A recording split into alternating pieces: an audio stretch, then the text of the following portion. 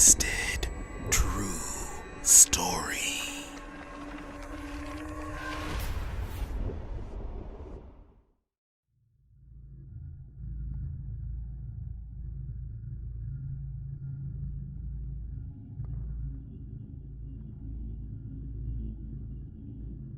This happened exactly 10 years ago today, when I was really fed up with living with my parents and was ready to venture out on my own. Don't get me wrong, I love my parents, they are awesome, but I needed some privacy. The problem was being able to afford the high price rent in New York City. And anyone familiar with the cost of living in the city knows exactly how expensive it can be. Most decent apartments usually start out at least $1,800 per month. Being the introvert that I am, I found it hard to find a roommate. So one day, I came across a flyer that had been posted on one of those boards that's usually located in the entryway of grocery stores. It was a 2-bedroom, 1-bath, and it was located in a decent area. $2,200 was the price for rent per month. As I said earlier, I knew there was no way in hell I would be able to pay $2,200 per month all by myself, at least not with the shitty job that I had working at the local pizza joint. As soon as I was about to walk away, I heard a voice behind me saying that the prices for rent in the city were outrageous.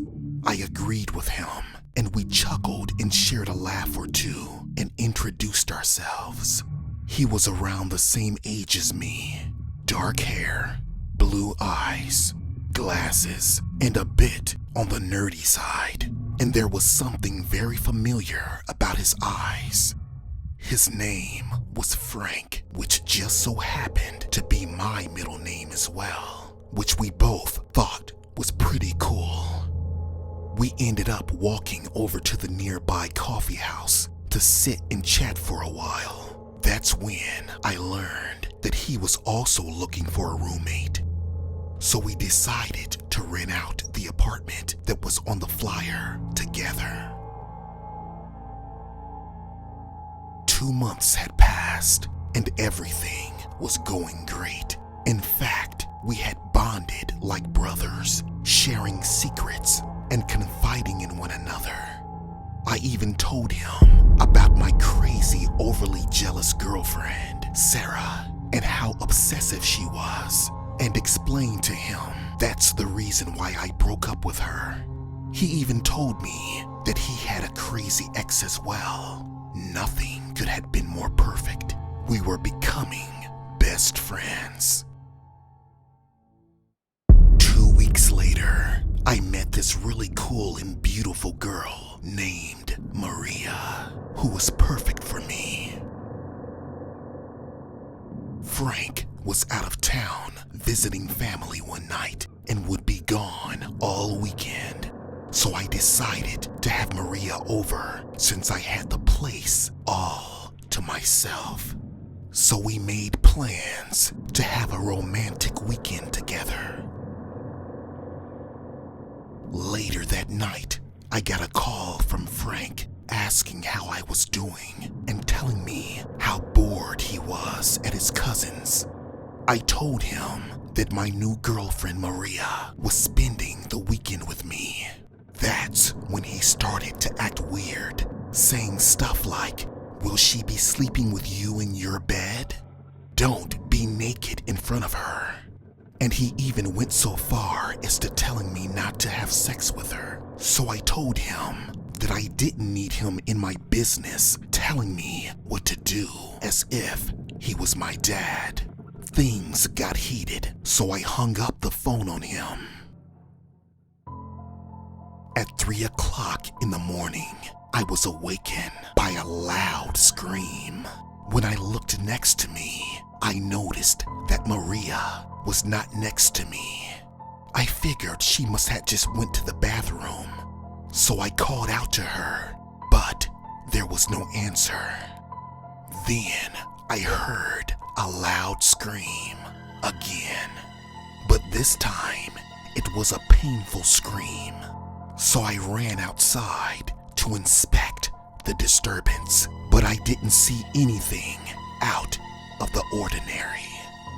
At first, I was gonna call the cops, but decided to go looking for her instead. So I put on my shoes, grabbed my jacket and flashlight, and left the apartment in search for Maria. An hour had passed and still no sign of my girl. So I decided to head back and call the police. But when I got back inside of my apartment, I noticed a large puddle of blood coming from underneath the closet door. My heart began to pound in my chest, causing me to go in full panic mode. I kid you not, I was so afraid to even look in that closet, but I had to just to make sure it was not Maria. As I walked slowly to the closet, the floor creaking beneath me, I reached out my hand toward the doorknob, grabbing it nervously, but still hesitant to turn it. I convinced myself on the count of 3 that I would take a deep breath and open it quickly. 1, 2, and before I got to 3, I heard a voice behind me saying, "I wouldn't open that door if I were you. It's pretty gross in there," said Frank. I asked him what the hell was he doing back, but he just smiled at me in a creepy and scary way. So then I asked him who was in the closet. He said, "I think you already know, don't you?" Tears began to flood my eyes, not knowing for certain what lurked behind that closet door. So I muzzled up enough bravery and just turned the knob and began to slowly open the door. And that's when the most gruesome and disturbing scene appeared before me. Oh my God, it was Maria with her head decapitated, her insides ripped out, and there was blood everywhere. I screamed at the top of my lungs and asked Frank why would he kill my girlfriend.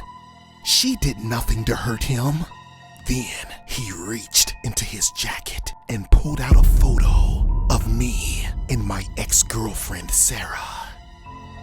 I was bewildered, wondering why he had a picture of us and showing it to me. And what he said next caused my skin to crawl. Because I am Sarah. "Hi, honey. You like my sex change operation?" I was beside myself. "What the fuck?" I yelled. Then he pulled out a gun and started to walk toward me. But he slipped and fell in Maria's blood, hitting his head and knocking himself unconscious, which gave me the opportunity to run for dear life. After 10 minutes of running, I finally made it to the gas station up the street where I called the cops. And that was the end to my roommate from hell nightmare. So whatever you do, please, I implore you, be careful who you choose to be your roommate.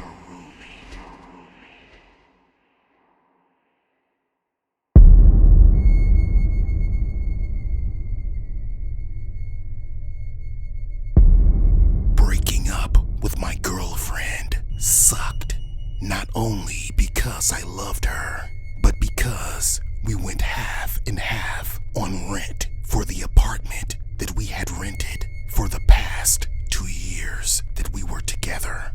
So I had 2 choices. 1, move out, or 2, get a roommate, which honestly, I didn't want to do, since all of the roommate from hell horror stories that I had heard, they scared the crap out of me. So I placed an ad in an online newspaper, crossed my fingers, and waited, and waited, and waited. A week went by, and I hadn't got any responses, and was just about to give up and move back in to my parents' house, which I really didn't want to do. But then I saw that I had a message. And to my surprise and delight, I had someone interested. His name was Charlie. So we agreed to meet up at the diner up the street, just to be on the safe side. I wanted to get to know this person first before I invited him over.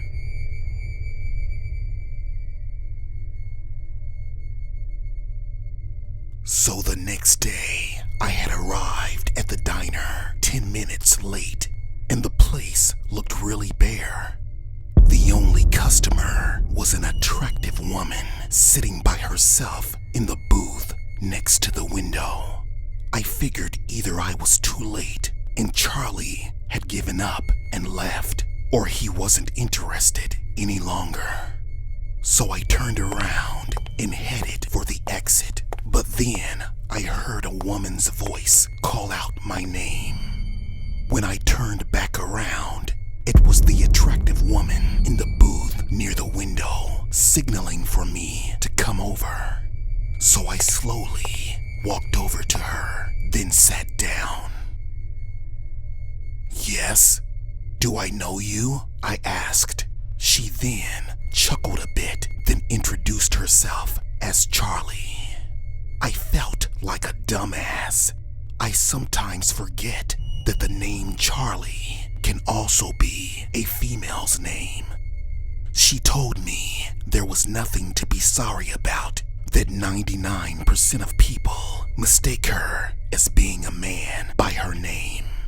She was gorgeous, with a bubbly, lovable personality, someone I could talk to for hours.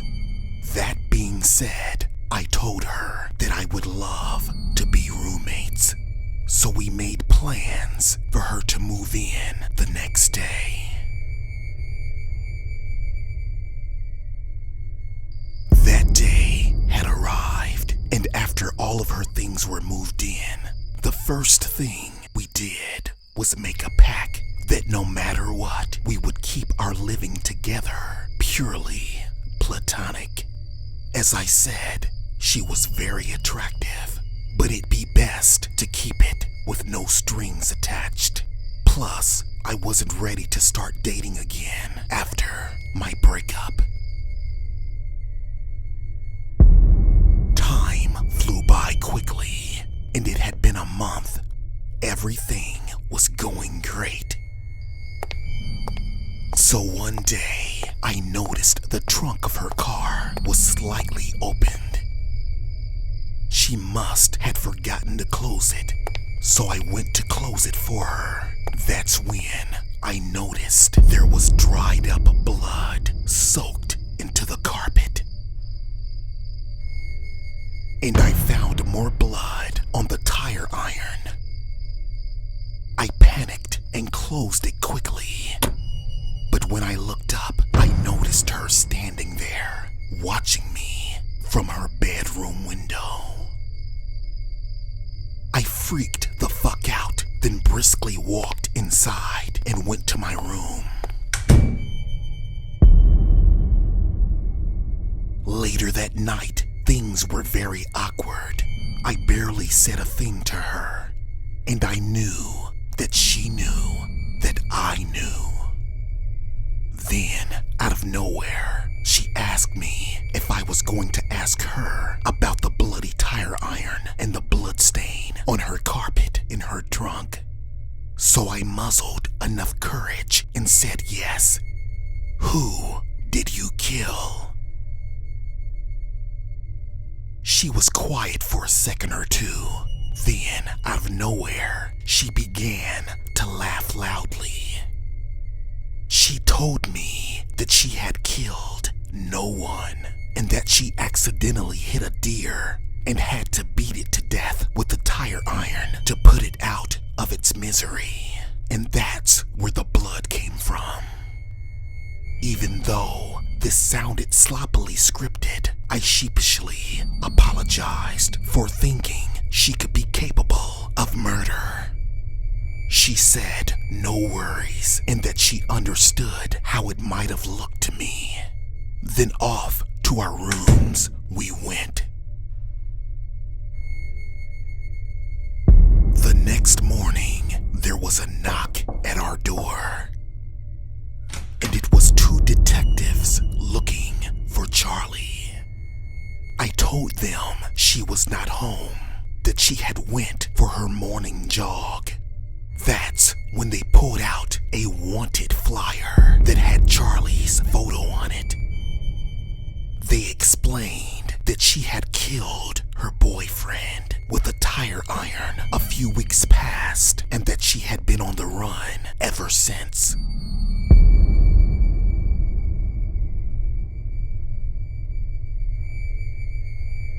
There she is, said one of the detectives.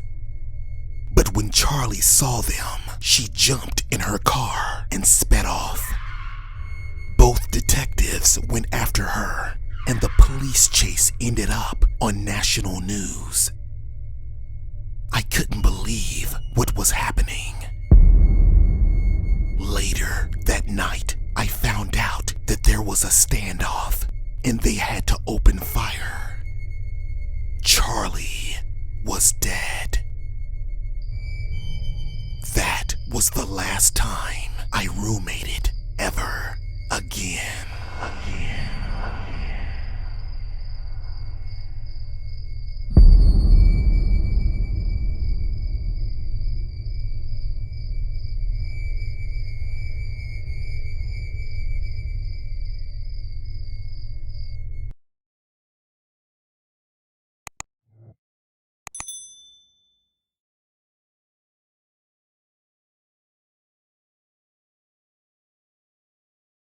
A dark and twisted true story.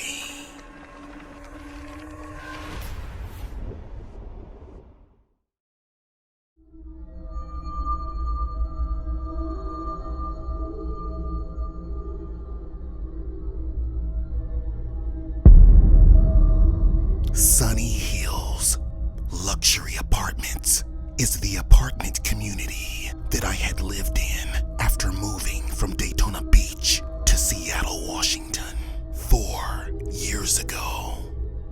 I just love how apartment communities call themselves luxury when it's more like slum. It should have been called Sunny Hills Slum Apartments, seeing how crappy they were. At least 90% of the tenants who lived there were very questionable looking people. People who stayed in during the day but came out at night doing odd things in the dark, thinking no one can see what they're doing. If you've ever lived in an apartment community such as this, you know exactly what I'm talking about. If you haven't, consider yourselves lucky and also warned. By the way, if you're moving to a state that you've never been to before and know nothing about it, it's best to at least visit there first before moving there. Because, take it from me, it was the biggest mistake that I ever made. A mistake that almost cost me my life. And by the end of the story, you'll see why.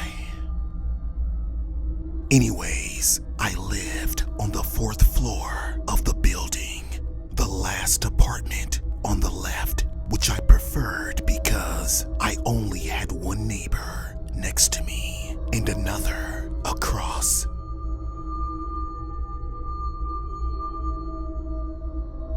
So after moving in, I had unpacked my things, ordered some food, and settled down to watch a scary movie as it rained and thundered outside.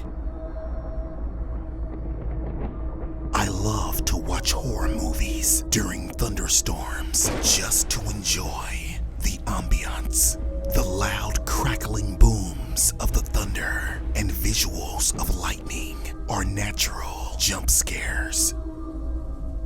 Oh yeah, I forgot to mention that the main thing I hated about the apartment was that it didn't come with a washer and dryer in each unit. But the good news was there was a laundry room on the main level, and it was accessible 24 hours a day.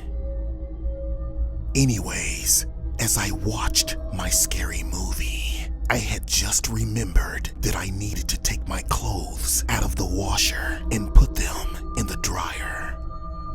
So I grabbed my keys and basket and headed downstairs.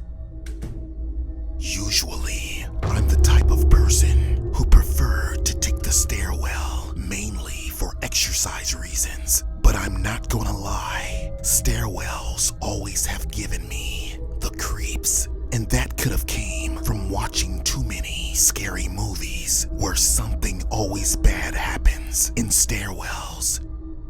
So I decided to take the elevator instead. One thing that I hate about taking elevators in old buildings is it usually takes forever for the damn thing to arrive. Finally, it did. As the elevator doors slowly opened, I got in, pressed level 1. The doors slowly closed. As the elevator traveled downward, it stopped on the 2nd floor. Since the elevator was old, it took the doors at least 10 seconds to open.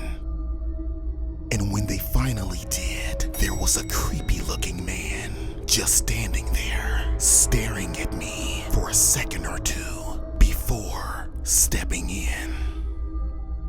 I asked what floor, and he said the lower level. I could tell that he was headed to the laundry room as well, from the basket of clothes that he was holding. I know this sounds gross, but the smell from his basket smelled as if he had gotten his clothes from the sewer. Yes, it was that nasty. And the worst part was, even though he had them in a large green hefty bag, I could still smell them. Finally, the doors opened, allowing me to step off and breathe in some fresh air to clear my nostrils. As I walked toward the laundry room, he followed behind me, but he creeped me out seeing how close he was walking behind me. So we entered the laundry room and headed for the washer and dryers.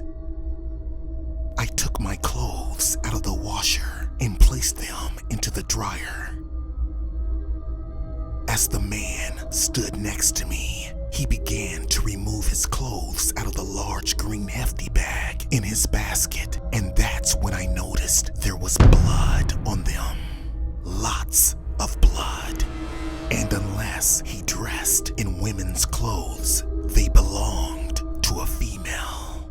Obviously, I wasn't gonna say a thing and just wanted to get the hell out of there and back up to my apartment. But as soon as I was about to walk out, an old, rusty, bloody knife fell out of his pocket and on to the floor, causing a loud cling. He then looked at me in the most bone-chilling way, his narrowing eyes bloodshot and bulging. I quickly ran out of there and took the stairway back up to my apartment. And as soon as I got in there, I closed the door, locked it, and pushed a chair in front of it. I was so scared as hell, wondering if he would come after me. I hoped and prayed that he didn't know which apartment that I lived in. An hour had passed when all of a sudden, the storm knocked the power out, causing everything to go pitch black. A few seconds later, I heard a knock at my door, which scared the crap out of me. I slowly tiptoed to the door, trying my best to be quiet as possible. But then I looked out of my peephole. It was so dark, but I could tell that it was a man by his silhouette. So I asked who it was, but they were mute. So I waited for at least 30 minutes, hoping and praying that he was gone. Then I slowly opened the door cautiously. As I looked to the side of me, there he was, the man from the laundry room, just standing there in the dark. I was so scared that I couldn't even move, and it felt as if I was gonna have a full-blown panic attack. You're not gonna tell what you saw, are you? If you do, you're fucking dead, he said in an angry, sinister tone. I then shut the door quickly, locked it, then pushed the chair back in front of it. I didn't know what to do at that moment. Normally one would call the police, but given that I was so scared and not thinking straight, I called the apartment manager instead and told him everything that had happened. The next day, the manager called the cops and the man was arrested because after searching his apartment, they found out that he had murdered his wife and it was her belongings that he was washing that night. After killing her, he had placed the body in a wooden trunk that was located in his closet that he was hiding. And by judging from the shovels that they had found in the trunk of his car, it was obvious his plans was to bury her. Even though it's been 4 years and I've since moved back to Florida in a house this time, I still have nightmares about it and I refuse to live in an apartment ever again.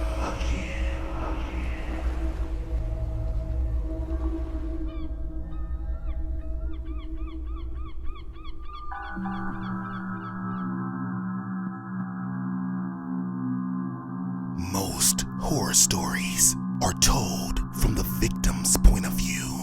But what about us villains? I think it's time for us to tell our stories as well, don't you think? I was the owner of one of the newest apartment communities here in Chicago, Illinois. It's an upscale apartment community where the tenants have to earn at least $1 million per year.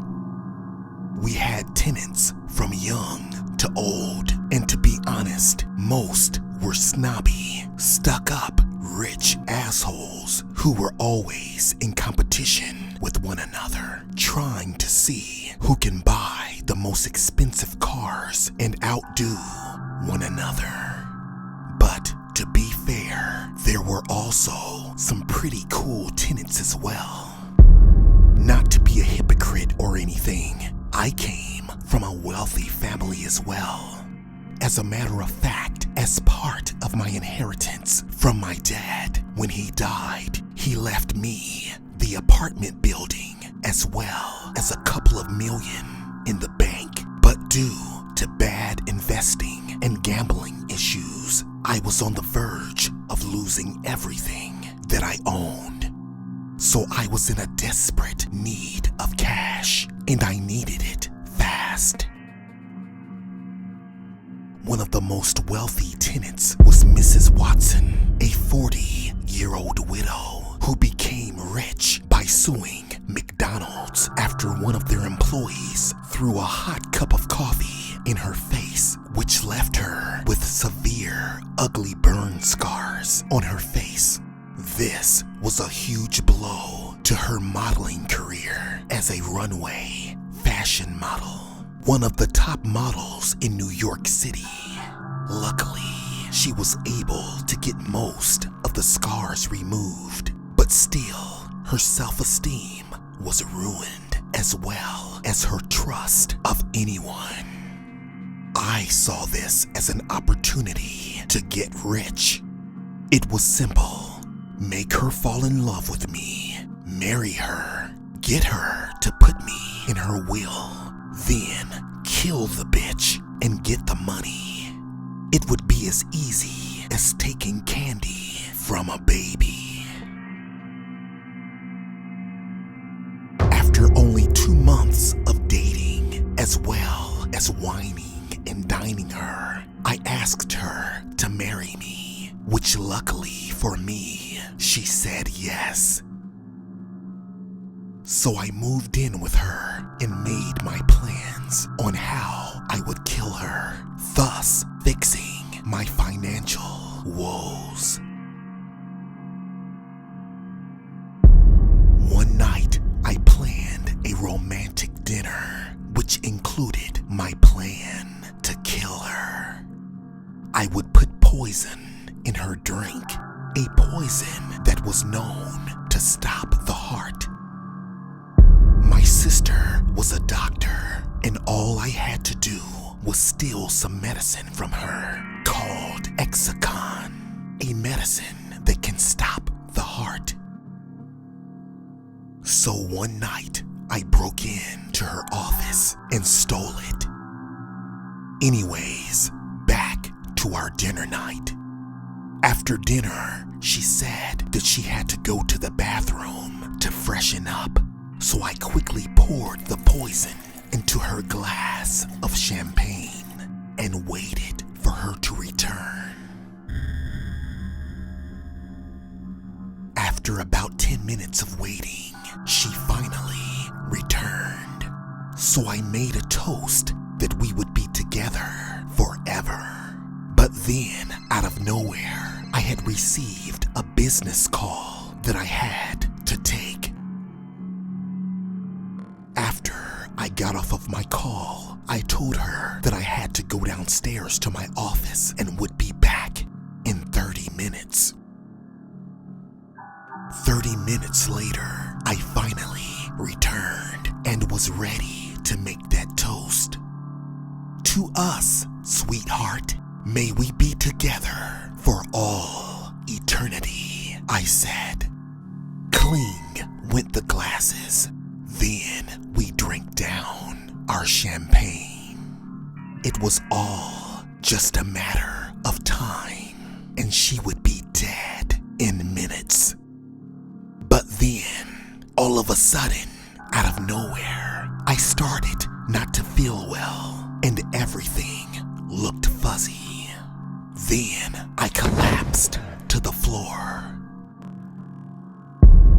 I couldn't feel anything, and there was a pain in my heart as if a ton of bricks were laying upon my chest.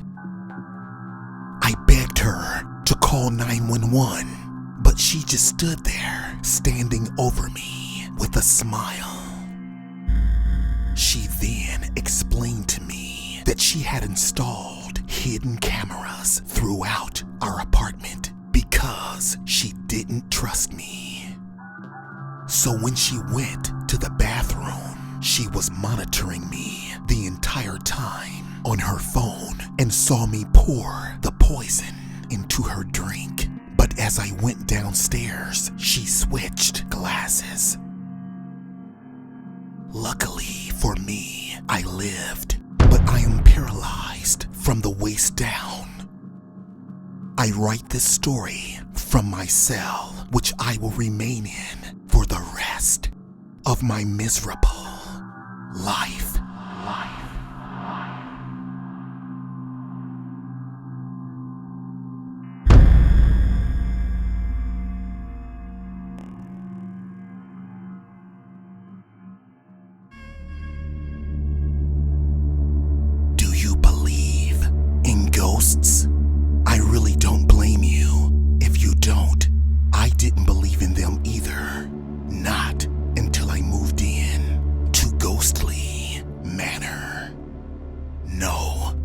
is not the real name of the apartment community, but that's the name that it's known for due to all of the rumors that have been spread all over town by anyone who's lived there, and those rumors go back for ages. The real name is Briarwood Apartments, located here in Texas. They're very old apartments, one of the oldest apartment communities in the state. And whenever an apartment community is this old, chances are someone has died in them, which can cause them to become haunted if the spirits are not at rest. Some people even say that the community was built on an old Indian burial ground, which of course I refused to believe at the time. I thought that it was probably just old wives telling their tales just from sheer boredom. It all began on the first day that I had moved in. I was taking a bath when I saw a reflection in the bathroom mirror, and it obviously wasn't mine since I wasn't in front of it. Not to mention, it looked like a female's reflection.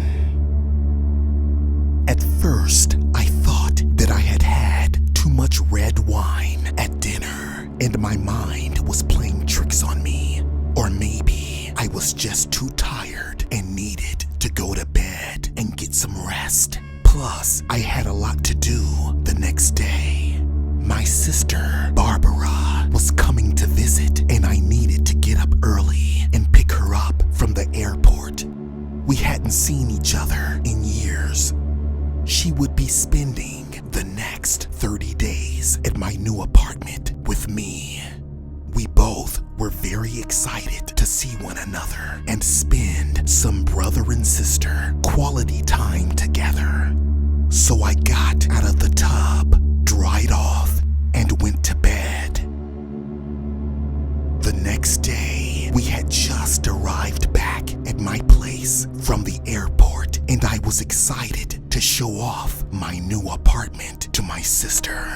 I mean, it wasn't that fancy or anything, but it was my first apartment that I lived in by myself, meaning the last apartment that I lived in was one that I shared with Brittany, my girlfriend who's no longer with me. Not because of a breakup, but because, well, she's dead. I killed her. No, not intentionally. It was an accident. I promise. I'd never do anything to hurt Brittany. I swear on my life. It all happened one night while I was driving. Brittany and I were in a car accident because I had been drinking at a party that we had attended earlier that evening. A party that I had no business drinking at, knowing that I had to drive. I hate myself for that. I had fallen asleep at the wheel when the car flipped over and Brittany and I were thrown from it. And even though both of us were not wearing our seatbelts, I survived, but she did not and was dead at the scene. You're probably wondering why I was not charged and convicted. Well, all thanks to my sister Barbara, who just so happened to be an attorney, one of the best attorneys in the country. She was able to get me off and cleared of all charges. If it weren't for her, I would be locked away for a very long time, or maybe even the rest of my life. Anyways, Barbara had just unpacked and we were watching some scary movies and eating popcorn when all of a sudden she screamed at the top of her lungs. I asked her what was the matter, and she said there was someone looking through my living room window. But I told her that was impossible, seeing that I lived on the 20th floor of the high-rise, and not unless the person was Spider-Man. She was just seeing things. So we laughed it off and continued watching our movie. After the movie was over, we ended up saying goodnight and headed to our rooms for bed. A few hours had passed, and after tossing and turning, I decided to get up and have a nightcap, since alcohol sometimes helps me sleep. I was just about to pour me a drink when I heard a loud scream coming from the guest room where Barbara was sleeping. I ran toward the door, then opened it quickly. Barbara was tied to the bedpost and had bloody scratches all over her face. I asked her who had done this to her, and what she said sent shockwaves throughout my body, causing my skin to crawl. Brittany! It was Brittany! She yelled, her voice trembling. I told her that was impossible and that Britt was dead, but she swore up and down it was her, or at least her ghost. She said that Brittany told her that she was back from the dead and was going to kill me for killing her, and was going to kill Barbara as well. She then said that she needed to get the hell out of there and begged for me to come with her. But after I refused, she grabbed her things and ran out of the door in panic. I wish to God I would have listened to her, because if I did, I wouldn't be telling this story from the grave.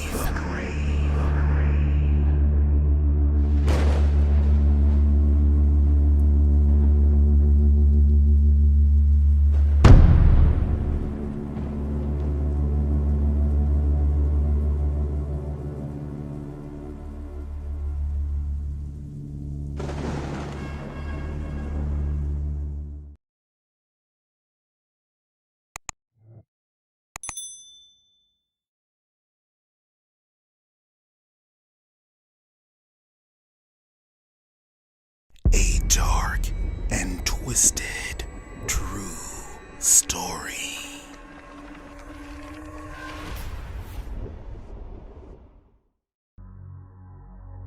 I had just started my new job at POPEYES Chicken, and we had just launched our new chicken nuggets that everyone was talking about. It was 10 minutes till closing, and I was the last one left since I had to close up for the night. I was just about to lock the doors when a man walked in and walked up to the counter. 10 seconds later, another man walked in and stood beside him. I told them that we were about to close and were limited on food. Then I asked to take their order. I want to order your new chicken nuggets, and I'll take a Dr. Pepper as well, said the first man with a smile. I'll take the same, said the other man, as both of them placed their money on the counter. Coming right up, I said as I went to the kitchen to prepare their meals. When I had returned to the front counter, I told them that I had bad news, that I only had enough chicken nuggets for one order. Since I was the first, I should get the chicken nuggets, said the first man, his eyes hinting hunger. The second man looked at him and said, "Listen here, pal. I drove 2 hours just to get these goddamn chicken nuggets for my pregnant wife, and I'm not returning without them." I told the second guy that he would have to come back in the morning, but he just gave me the most bone-chilling stare, then said, "As I said, I'm not returning home without these chicken fucking nuggets. You got that, buddy?" Then he slowly reached into his jacket and pulled out his gun, then aimed it directly at my forehead. At that moment, I almost pissed my pants. Wait, are you really going to kill me over some chicken nuggets? It's not worth prison, is it? Have you ever had to go back home and face a pregnant wife and tell her that you couldn't bring back what she craved? He said, narrowing his eyes. "Listen here, asshole," said the first man as he reached into his pocket and pulled out his gun and aimed it toward the head of the second man. "As I said, I was here first. Those damn chicken nuggets are mine. Do not mess with me. I ain't in the mood." I couldn't believe what was happening. There was about to be a murder over some goddamn chicken nuggets, so I pleaded with them, but to no avail. Then, all of a sudden, they both fired shots at one another as they fell to the floor, dead. I immediately called the cops and they arrived 10 minutes later. I will never forget that night as long as I live.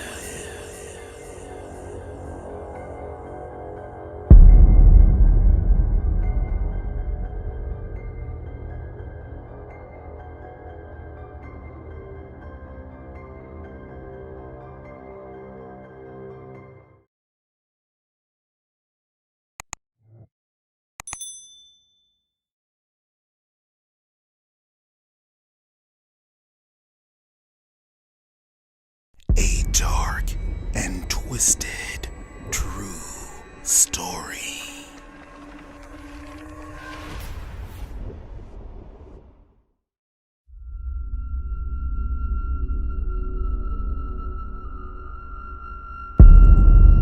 I had just got off of work and was headed home when I decided to stop by POPEYES Chicken since they had just launched their new chicken nuggets. They appeared so delicious on the commercials, so I couldn't resist. So I parked my car, got out, and walked inside. I walked up to the counter where the cashier was standing and told her I was ready to order, but she just stood there in a daze. "Ma'am, did you hear me? I'm ready to order," I said. "Oh, I'm sorry. I was a billion miles away. Welcome to POPEYES Chicken. May I take your order, sir?" she said. So I told her that I would take their new chicken nuggets with fries and a large Pepsi.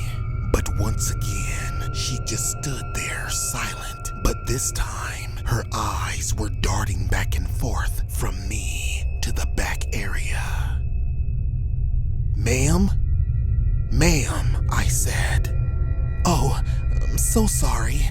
A billion miles away again," she said nervously. "Ma'am, are you all right?" I asked. Yeah," she replied sheepishly as she finally took my order. Something was seriously wrong with this woman, and I couldn't put my finger on what it could be. She then gave me my food, and off I went.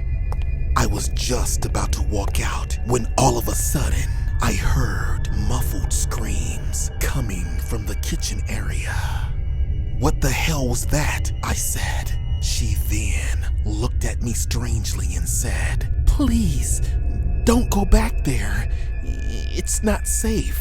Obviously, this woman was hiding something or someone. I quickly ran toward the kitchen where the muffled screams grew louder when I noticed it was coming from the freezer that had boxes piled up in front of it. I shoved the boxes out of the way, then flung open the door only to find the manager tied up and bleeding from a gash in his head. He told me that the woman was crazy, then begged me to untie him. So I did just that and led him to the back door, where I told him to make a run for it as I called the cops. Come to find out, the woman had plans to kill him for a good reason, she said. Her abusive husband had planned to kill her that night because he found out that she was leaving him after years of abuse. The husband was never found. Until this day, I feel guilty for letting him go that night.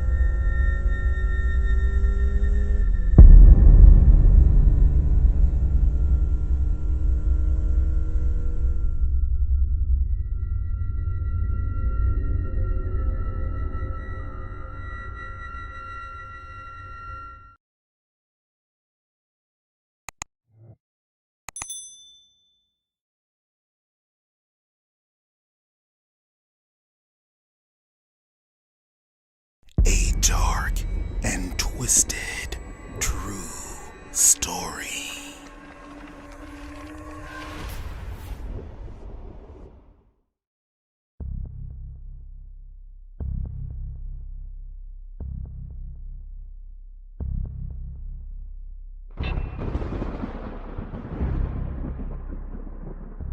I had been working for POPEYES Chicken for over a year, and I was promoted to night manager.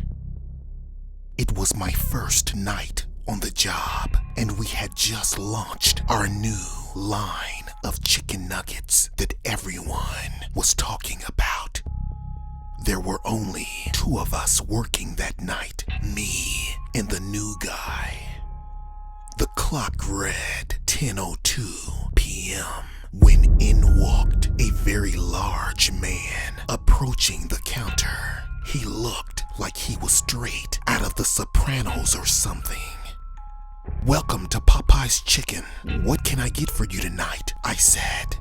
"I'll take 1 order of chicken nuggets over here," he said in a mafia tone. "Coming right up, sir," I said as I told the new guy to prepare his order. 10 minutes later, his food was ready. So I picked up his tray and carried it over to him. But before I could reach the counter, I slipped and fell on my ass as the chicken nuggets scattered all over the floor. "What the fuck?" he said angrily. "I'm so sorry, sir. I'll make more in a jiffy," I said. "You better make it snappy. I'm getting impatient over here," he said as I ordered the new guy to make more. But the new guy came back with bad news. It was the last batch of chicken nuggets that fell on the floor, and I knew the customer would not be thrilled. So I walked back to the counter and said, "I'm so sorry, sir, but those were the last chicken nuggets for the night, and we won't get another shipment in until the morning," I said regretfully. "Let me get this straight. You dropped my fucking chicken nuggets, and now you're telling me there ain't no more? You better get some more chicken fucking nuggets, or I'm gonna fill your face with bullet holes," he said angrily. Then he pulled out a gun bigger than Jeff Bezos' bank account. I was 2 seconds away from pooping my pants, and I felt as if I was about to have a panic attack. I yelled for the new guy, but all I heard was the sounds of running, then the back door opening, then closing. This asshole left me there alone with the most scariest guy on the planet. "You got 3 seconds to get on that phone and order some more stinking chicken nuggets, or you're dead meat. You got that, son?" he said as I quickly grabbed the phone and dialed the store manager, who unfortunately didn't pick up. I'm so sorry, sir. He's not answering. What can I do to make this right? I cried. Then he started yelling at the top of his lungs when all of a sudden he fell to the floor and he wasn't breathing. Due to all of the bad foods that he had eaten throughout the years, not to mention his anger issues, his blood pressure skyrocketed, giving the guy a heart attack. Usually, I never wish death upon anyone, but this man was more annoying than Logan and Jake Paul. Give me some more fucking chicken nuggets over here.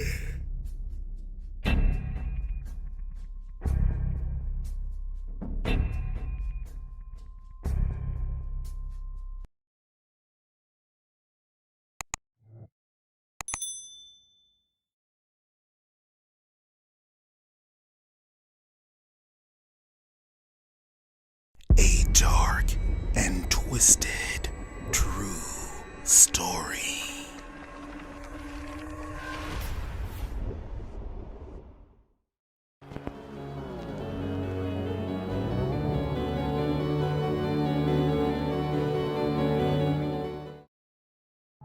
We're going all the way back to the fall and winter of 1976 for this one. I know, I'm old. And granted it's an old story, I promise you it's a good one. And in the summer of '76, my stupid self decided to move out to California. It was a well-meaning venture, I assure you, but a failed one in every conceivable aspect. I'd moved back to Arkansas less than a year after I moved out there. No place like home, I suppose. But it also might have had something to do with a roommate I had when I was living in Sacramento. I was kind of a latecomer to the hippie movement, too young for the Summer of Love or the Vietnam protests, but seeing what the war did to my old man was just awful. I was young, real young when he came back, but I remember how different he was, just like a little piece of him was lost over there somehow. So, it wasn't until the mid-70s that I got a wild hair up my butt to move out to San Francisco. My old man said he'd give me $100 in bus money if I stayed in high school long enough to graduate. So, I did. And that same summer I headed out to San Fran on a Greyhound bus. Only I didn't quite make it. I stopped to see a guy I used to go to camp with in Sacramento and, well, just sort of stayed there. His parents offered me their spare room until I had enough money to carry on to Frisco, but living there made me feel like a bum. So, after squirreling away my first 2 paychecks, I decided to move into a shared apartment with 2 strangers. I meet up with a landlord at the house in question. We do a little walk around and he shows me where I'll be staying. The place was really nice. 3 separate bedrooms, 2 bathrooms, then all the ground floor facilities you could imagine. Kitchen, laundry room, TV room, garage, and the rent was enticingly low considering it was such a nice place. Both guys who lived there were out at work at the time, so I didn't get to meet any of them in advance, and obviously I wasn't permitted to nosy around in either of their bedrooms, so I really didn't get a sense of their personalities. But boy, was that about to change fast. A week later, I moved into the free room and met the 2 guys I'd be living with. One guy was named Richard, and the other guy was named Brad. Richard seemed kinda weird and untidy, but he seemed to mostly keep to himself, while Brad was much more friendly and outgoing. The thing was, Brad was moving out at some point over the following 2 weeks, and he wanted to give me the skinny on Richard before he left. Basically, he asked me how badly I needed the room. I told him real bad. It was either there or be homeless for the foreseeable future. And that's when he tells me that Richard can be cool when he wants to be, but he's definitely a few cards short of a full deck. I asked him what he means by that, and he just replies, "You'll see. Just keep your eye out for other apartments. The Bee generally has some good listings." At first, I just figured I'd waded into some slightly bitter roommate rivalry or politics, and I wanted nothing to do with it. I wasn't about to take sides after having been there for a grand total of 5 minutes, so I decided to play it diplomatically. But Brad was right. Richard was really weird. And not even weird in a fun, hippie way. He wasn't just waving his freak flag high, man. He was the freak flag, all on his own. First time I noticed was when I walked into the kitchen and Richard was sat at the table, reading a newspaper while holding an orange on top of his head. I asked him what he was doing, and he replied something like, absorbing vitamin C. I laughed, thinking he was just being silly, but when I turned to look at him, deadpan. The guy was deadly serious. I start explaining that's not how nutrition works, and he responds by telling me not to lecture him on what goes on in his body, how it was his body and he knew best about it.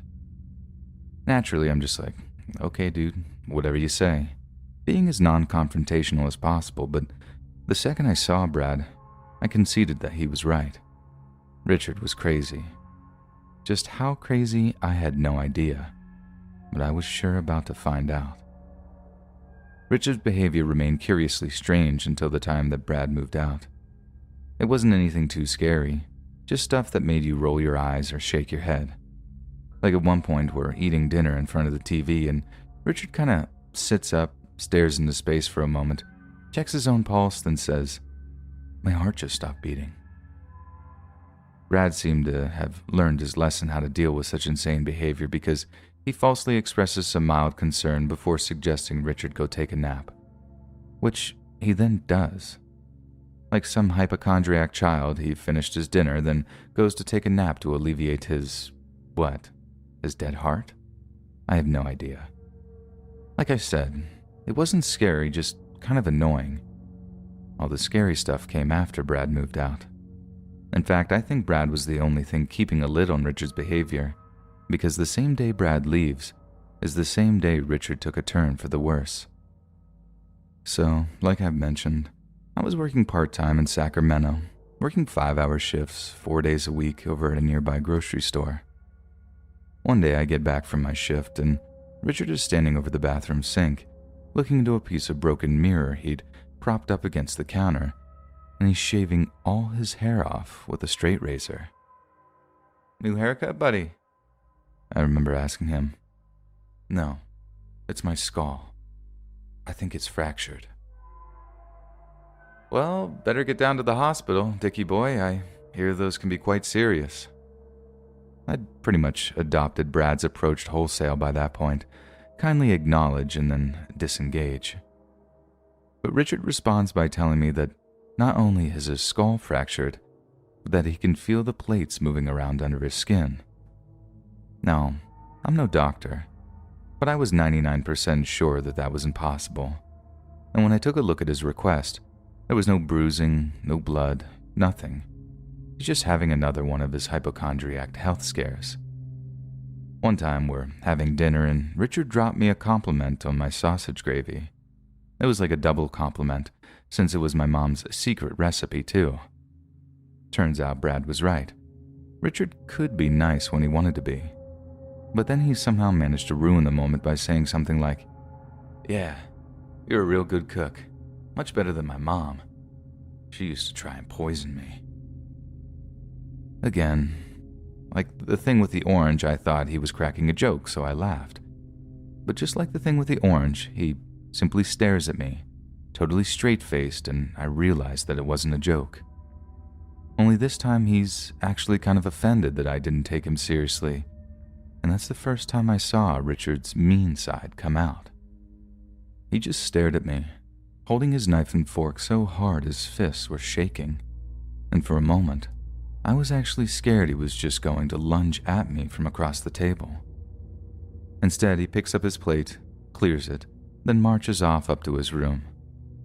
A few hours later, he apologized for being so rude. I forgave him, and thus the cycle began anew. He'd act perfectly normal, then some weird outbursts would have me reconsidering Brad's suggestion on keeping an eye out for a new apartment. But until I could get more hours at the Safeway, that just wasn't an option for me. If you remember, I moved into the apartment during the fall, and Richard's behavior had been, at worst, amusingly bizarre for the majority of my stay. But the closer and closer we got to Christmas, the more he seemed to be slipping further and further into some downward spiral, and it had turned out to be one he'd never fully recover from. And it was definitely one that was made entirely worse by our use of recreational drugs. Like I said, late blooming hippie here, so when Richard suggested we get our hands on some pot and LSD, I just thought, groovy, you know? I didn't stop to consider that might be a terrible idea given his psychological issues. I actually kind of thought drugs might help him, but good lord did that turn out to be total naivety. Like I said, I thought a trip or two might help Richard out, give him a little perspective, but using drugs just sparked some sort of fire in him. He didn't just use them recreationally like me and my buddies had back in Little Rock. He used them habitually. He tripped every night for a week, until I literally had to hide the little eyedropper of acid I'd bought for us. And when he finally came out of it, he was all kinds of messed up. The day after he sobered up, I heard him coming down for breakfast, and when he walks into the kitchen area, and I look up, I see he's as naked as the day he was born. Obviously, I'm like, screaming, "Richard, put on some clothes for Christ's sake." He just responds with, "Why?" Grabs some cereal, pours himself a bowl, then just sits down to eat. I was just getting progressively insanely more uncomfortable, and I couldn't bring myself to eat in front of a naked man like that, so I just got up and walked out. Huge mistake. Because I didn't properly address the whole nudity thing, he took that as him having a free pass. So, with an infuriatingly ever-increasing frequency, I'd have my roommates stumbling around the house, totally nude, while taking pulls on a bottle of Jack Daniels. Now, most people I've told this story to, they have said that they'd have been gone the moment the nudity thing started. But what can I say? It was the 70s. I was something of a freak myself, and if I couldn't handle one little weirdo in Sacramento, how was I going to stomach rubbing shoulders with hardcore Frisco hippies once I made it out there? Nope. Instead, the final straw was coming home to find him making cocktails. So like I said, I walk into the house one day and I hear the blender in the kitchen whirring. I wait for the break in the whirring to call out to him as I walk into the TV room. He had to walk that way to get to the kitchen, asking him what he's making. He just replies, "Cocktails," in this dull, flat tone that let me know that he was wasted. But when I enter the kitchen, I get this strong odor of whiskey, along with something else. Following whatever he'd been doing, Richard had evidently made this very out-of-character attempt to clean up after himself.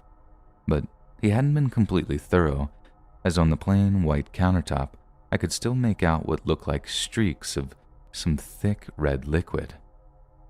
I walk over, run my finger over a patch of it, rubbing it together between my fingers before feeling that it has a distinctly sticky texture to it.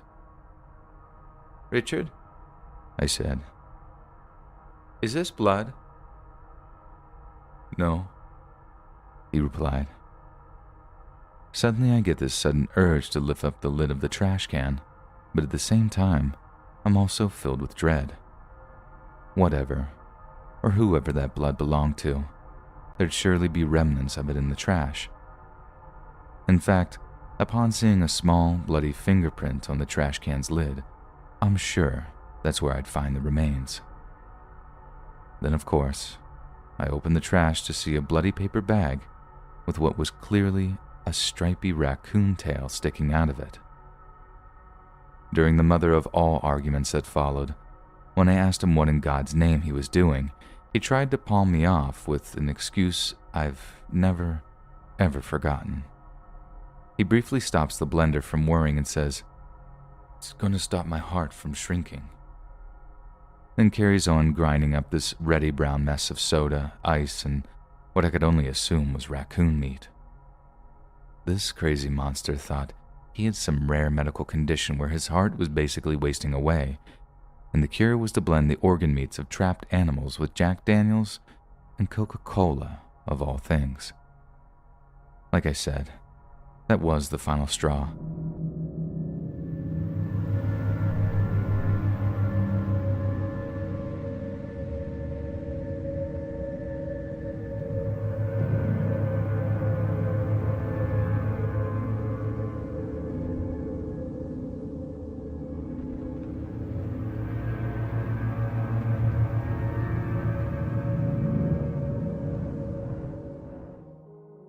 So for some context, I'm a guy, and this happened when I was 18.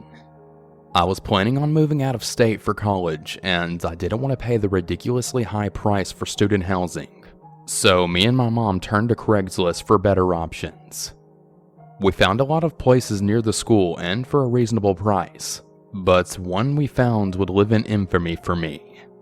We found a place for $500 per month in an area near the school, so we instantly took it. On the day before my school's orientation, me and my parents drove down to the school and rented a hotel room for 2 nights. On the way down, I was texting the guy about the room, to which he gave a description as well as the address to where I would be going. I'd like to note that I was the one that was filtering through the options while my mom sent links for any new openings. After texting back and forth, he asked for me to send a pic of myself right after he sent a pic of himself. I sent him one, but by examining his pic, I began to feel a bit uneasy about it, especially after he failed to respond to any of my texts after the pic was sent, even the one where I asked him what would be a good time for me to check the place out. Later that night, I talked to my dad about it, and we decided to go to the address while my mom was asleep in the hotel. It was then that my suspicions proved to be true, as we were greeted with a trashy-looking trailer home with a white pickup truck parked next to it. Thankfully, it was like 2 in the morning, so he couldn't have seen us. The very next day after orientation, me and my dad explained our findings to Mom, where we decided that my enrollment at the school would be pushed back to the fall semester until I could find a proper place to stay. So from what I could guess, the guy must have thought I was an 18-year-old female looking for a place to move and that I would be checking out the place by myself. So when it was revealed that I was actually a fully grown man, he must have realized his plans to prey on a teenage girl weren't coming into fruition.